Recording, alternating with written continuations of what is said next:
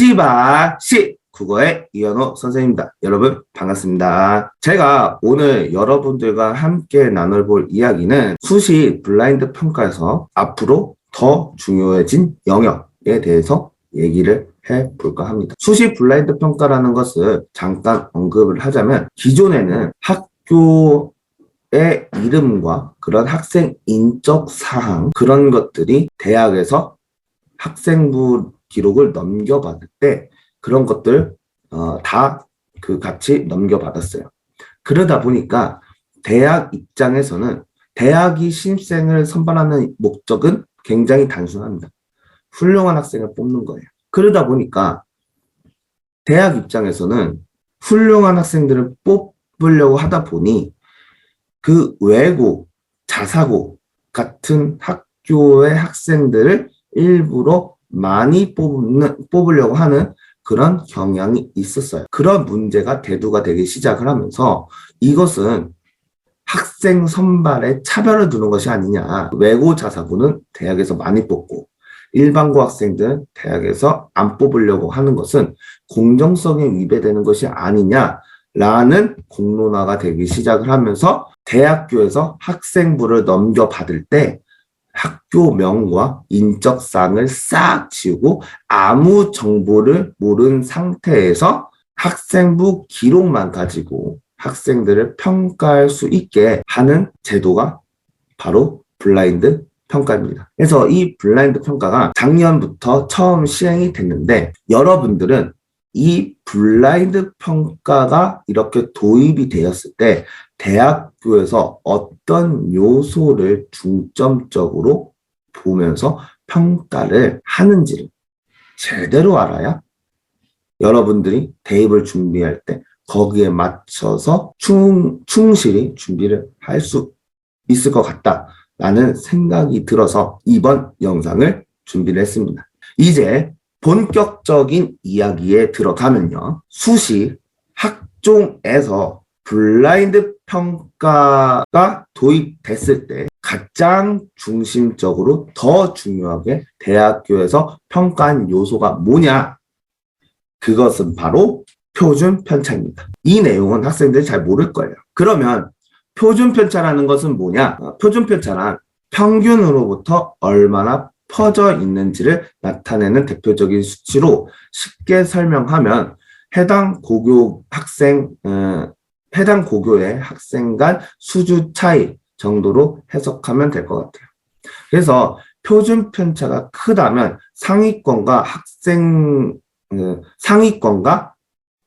하위권 학생 간의 점수 차이가 크다는 것을 의미하는 거고, 표준 편차가 작다면 그 반대로 상위권과 하위권 학생의 점수 차이가 작다는 것을 의미를 하는 거죠.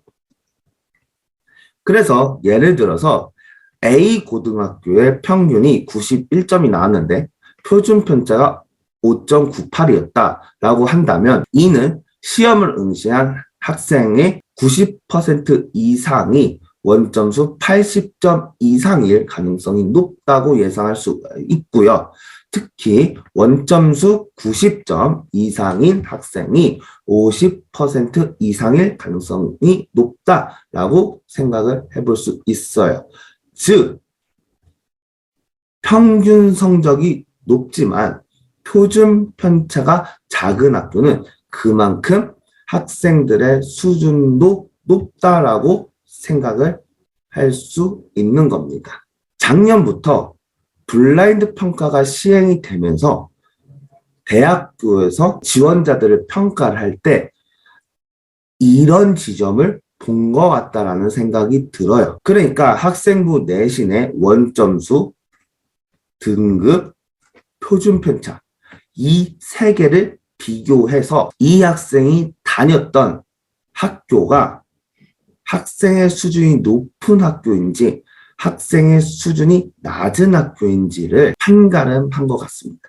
그래서 이런 지점을 어떻게 알 수 있었냐? 그래서 이러한 지점을 어떻게 알 수 있었냐라고 하면 제가 2022학년도 수시 최초 합격자 결과를 봤더니 작년 입시에서 두드러진 특징이 뭐냐면 기존과 다르게 적당한 표준 편차가 있는 지방 자사고 그리고 경기 일반 명문고의 수시 실적이 더 좋았던 것으로 결과가 나왔습니다. 이렇단 이야기는 학교가 블라인드가 처리가 되니까 표준 편차를 감안하다 보니 실제보다 조금 더 과대평가된 상황이 발생하게 되었다.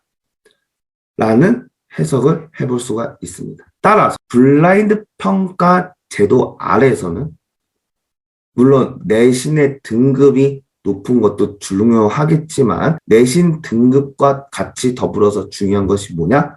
바로 표준 편차입니다. 그래서 똑같은 등급이라도 표준 편차가 더 적은 학생들이 앞으로는 더 유리해질 거다라고 저는 생각을 합니다. 그래서 이 표준 편차가 중요한 게 뭐냐면 올해까지는 기존의 입시 방식에 따르고 내년부터는 학생부 평가 방식에서 기존에 평가를 했던 영역들이 다수가 없어지거든요.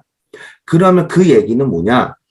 기존에는 이 다양한 영역들을 훌륭한 학생들을 판단을 하는데 도구로 쓸 수가 있었다면 그 도구가 현저하게 줄어든 거예요.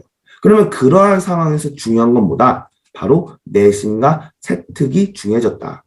그러면 이 내신과 세특 안에서도 학생들을 변별을 해야 되고 훌륭한 학생들을 뽑아야 하다 보니 표준 편차를 고려를 해서 똑같은 내신 등급이라도 표준 편차가 낮은 학생의 수준과 질이 더 높은 학교에서 학교 생활을 했을 것 같다라고 예상이 되는 학생들을 중점적으로 뽑았다라는 결론이 도출되는 겁니다. 그래서 여러분들이 앞으로는 고등학교에서 내신 관리를 할 때 이 학교가 내가 다니고 있는 학교가 표준 편차가 어느 정도 되는지를 감안을 해서 표준 편차가 많이 벌어지는 학교라고 한다면 공부를 더 열심히 해서 아싸리 등급을 월등하게 높이는 전략으로 수시를 준비를 하면 될 것 같고요. 그리고 지금 중학생 학생들이라고 한다면 고등학교 진학을 할 때 그 학교의 내신 성적, 표준 편차가 어떻게 되는지를 판단을 하고 표준 편차가 낮은 학교들로 진학을 하면 좋을 것 같다라고 저는 생각을 합니다.